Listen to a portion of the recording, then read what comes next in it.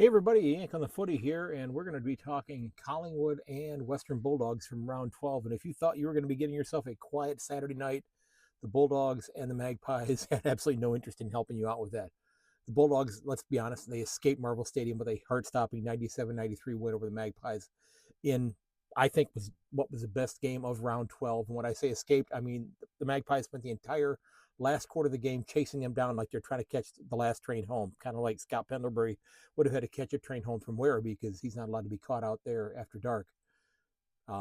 So this game was huge because both of these clubs needed a win. They both struggled. They both had their share of different types of injuries that have really impacted this club, their clubs. Jamie Elliott out now for the Pies. We've been missing Sam Darcy for the Bulldogs for quite some time. Tim English came back in too late to help out my fantasy team this week, unfortunately. But like I said, the intrigue was really big here. Collingwood would break away. The Bulldogs would break away. They get themselves a lead, and Collingwood would drag themselves back, kind of like Mike Myers in a Halloween film. And Bontempelli was phenomenal again. Always one of the most influential players on the ground. Aaron Naughton, tremendous up forward. And then there's Collingwood. Jordan DeGoey just had a phenomenal game. Absolutely phenomenal game. He was involved in everything. I think he was collecting score involvements, frequent flyer points. He was getting people's Uber Eats orders. He had his hands on everything. 19 score involvements for the game.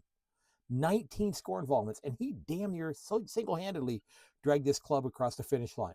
So for those of you who are thinking that Jordan DeGoey's best days are behind him, I think I'm going to have to disagree with you there. And the thing that's frustrating is that the midfield for the Magpies really didn't start get rolling until the final quarter. And I want to ask you this, because this is going to be a theme that we talked about before with the podcast. Was this a hangover from everything that had gone on the previous round when they played the Eagles in the celebratory game for Scott Pendlebury? Possibly. But for the Black and White Army, that comeback came back 20 minutes too late. So the Bulldogs, they held on. The Pies, they fell just short. I still think that they're just decimated by injuries, and they're really going to struggle. They're going to make some teams uncomfortable. But they do play again later this year, so maybe you'll have to get your blood pressure medicine together so you're ready to go for that one.